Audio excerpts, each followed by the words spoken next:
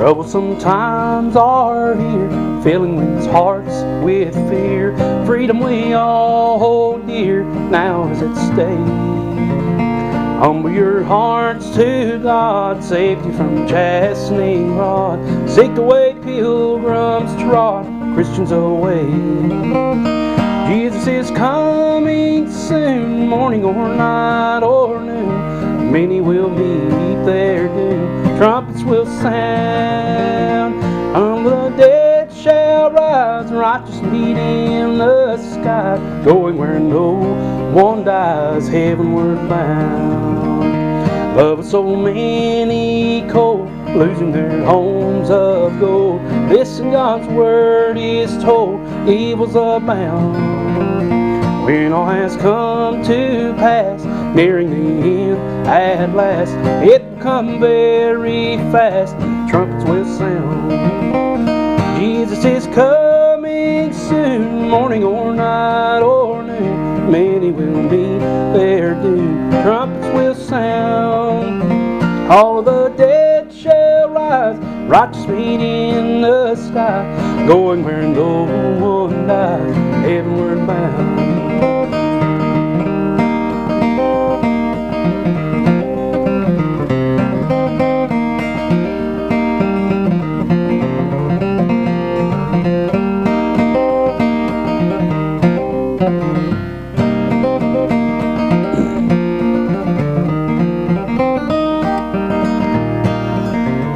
Troubles will soon be o'er, happy forevermore, when we meet on that shore, free from all care. Rising up in the sky, telling this world goodbye, homeward we then shall fly, glory to share. Jesus is coming soon, morning or night or noon. Many will meet their doom, trumpets will sound. All of the dead shall rise, righteous meet in the skies, going where no one dies, heavenward bound. We're going where no one dies, heavenward bound.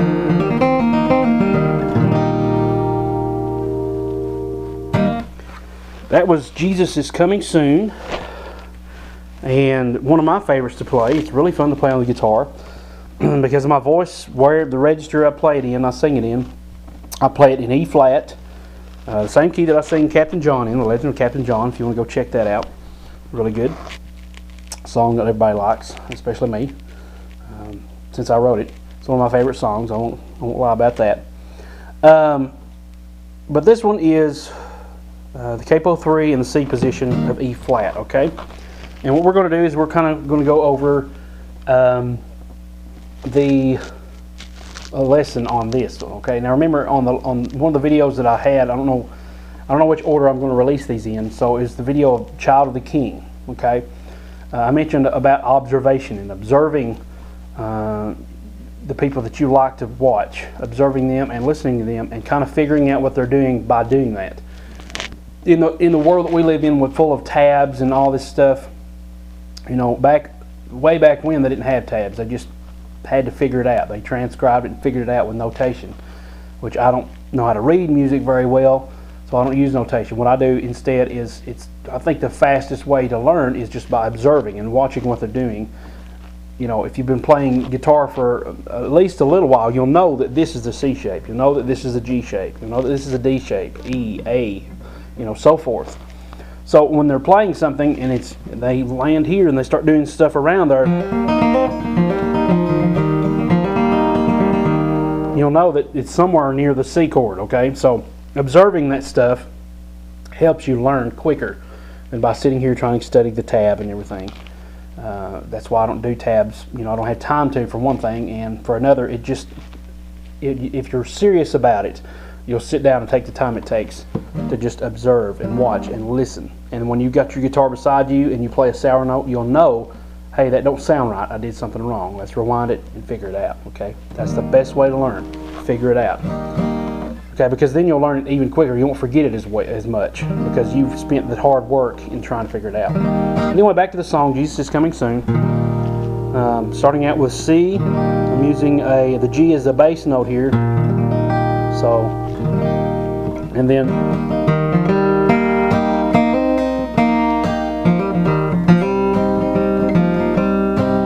pretty simple at the first. I'm going to go ahead and zoom in so you guys can see what's going on. Okay.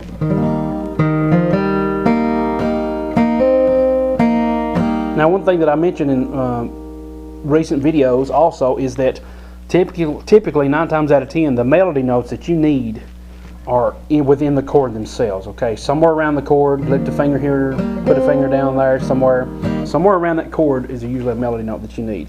So once again, if we dissected this song, much like we did Glory to His Name, we find the melody, troublesome times are here, then we hum it, and then within this key, we look for it.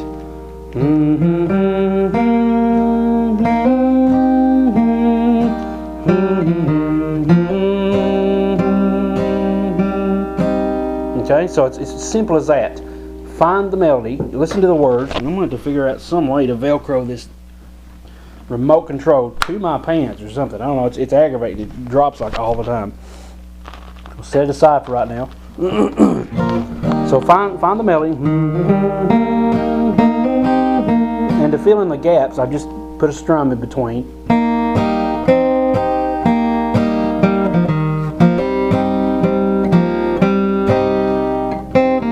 Usually I'll go to an F here. Now I won't play the whole shape. You could, after playing years of playing, you'll learn shortcuts. You don't always need the full chord. You can just play parts of a chord. In Glory to His Name, I said you didn't need to have the whole C chord to play parts of it. You can just play the notes that mattered and that you needed to hold on to. So one thing in bluegrass is you can do shortcuts. You don't have to have the whole chord. If you're not playing those strings, you know, I could just do that. So, but I like the full sound of more than just 2 or 3 strings. You play a melody note. Another little shortcut trick you can use is when you're wanting to do a melody note, you can strum with the melody note.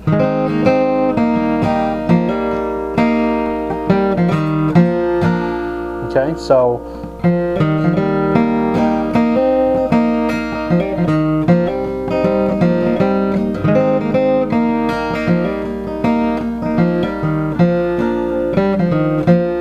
typically there I'll go.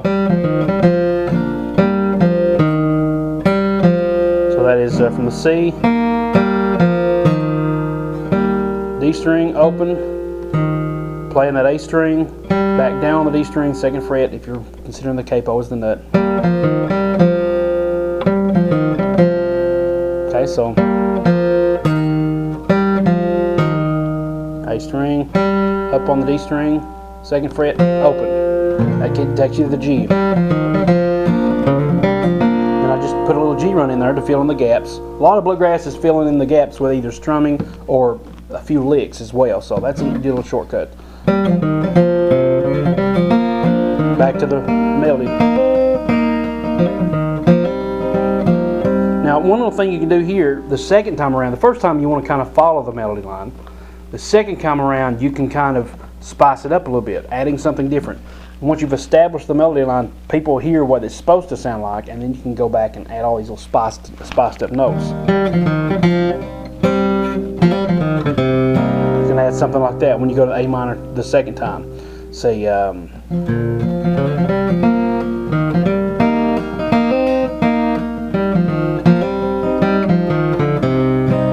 so that's just a little walk down. 2nd fret D string, open. 3rd fret A string, 2nd fret A string, open A.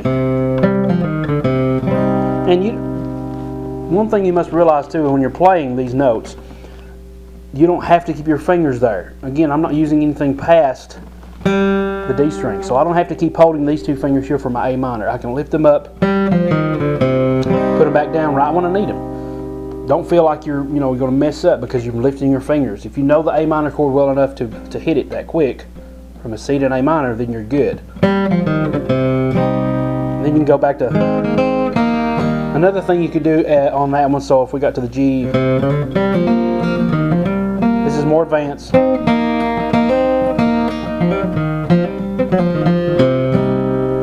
Okay, so that is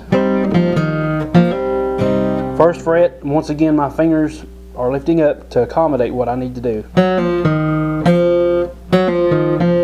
First fret, pull off, D string. Third fret, A string. Oh, back to the open D string. That's the backtracking coming in again.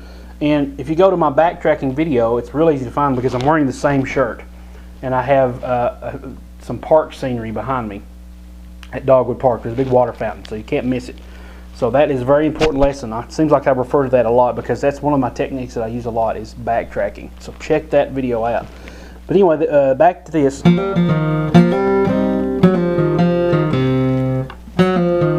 Backtrack to the D, back to the A, open A. That was the third fret, then open. Back to the F.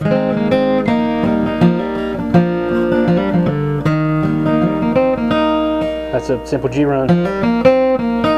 Or that's the first fret D string.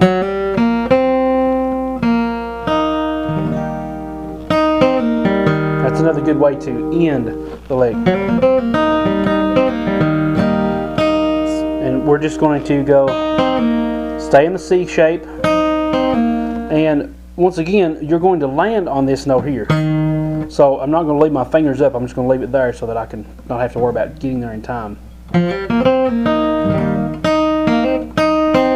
So we're going to hit the B string, first fret for the chord shape, the C chord shape. Pull off. Okay. Pull off the G string, second fret, then make the C chord and you're there. You just play the rest of the notes in the chord. Okay. Now that's a pretty simple version of Jesus is Coming Soon. So let's go over that again, see if I can think of anything else.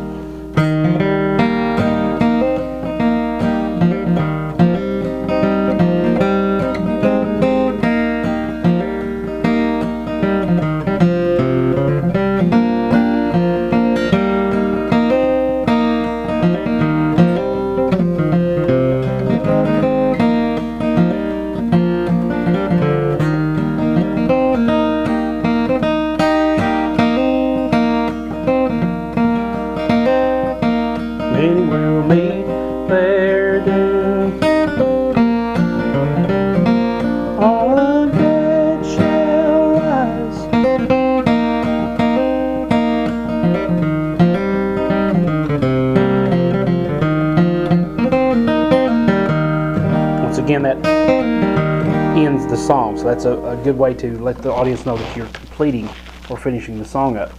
It's a pretty quick lesson, pretty short lesson, I know, but the cool thing is this is kind of a beginner lesson. If you're experienced enough to know your guitar chords and if you want to start learning how to pick, this is a good little beginner lesson. Once again, you find them. Number one, you listen to the lyrics, you sing the song in the key. Jesus is coming soon, troublesome times are near. Next, you hum it. Then you look for it on the guitar and try to replicate it, try to copy it. Then and only then, okay, that's beginner stuff. Then and only then will you fancy it up with all these other things, these other little runs.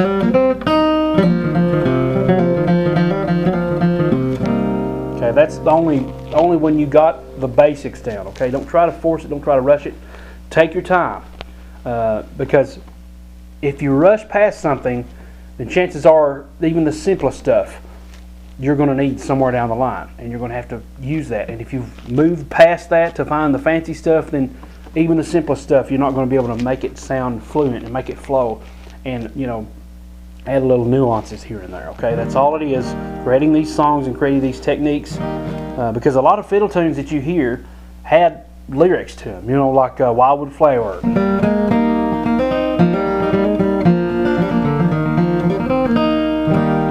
That's got lyrics to it. We all pretty much have heard it with just the instrumental version, but it's got lyrics to it.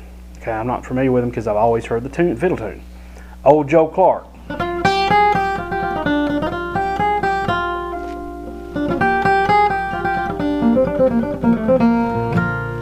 That's got lyrics to it.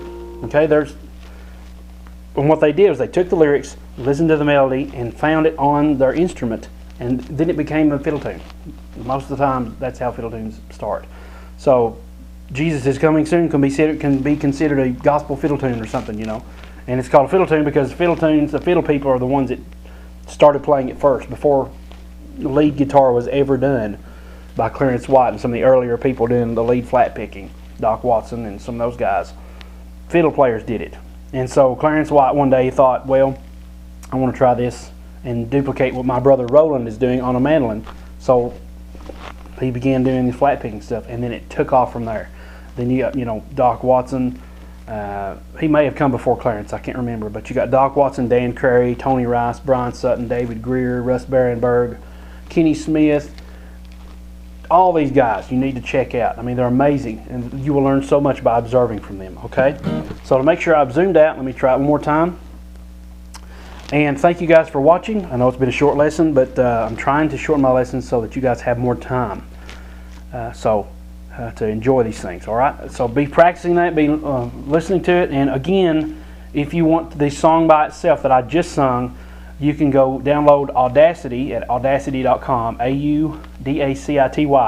I've got a link down there, should have a link for the show notes for this software. I'm going to try to program in my head every time I sing a song to provide these two links, and that is audacity.com and MP3. I'm 95% sure it's called MP3 Cut, not MP3 Clip. It's one or the other. Now I'm confused. Now I'm only half sure. But I'll have a link to it. MP3 something. And you take and you put the URL of the YouTube video, and it will then convert it to an MP3 so that you can do it. And I encourage you, okay? There's one of the best methods of learning. Do not forget this, okay? Put my guitar down so I can fully be expressive here. This is one of the best methods of learning. That is, I'm getting your face, okay?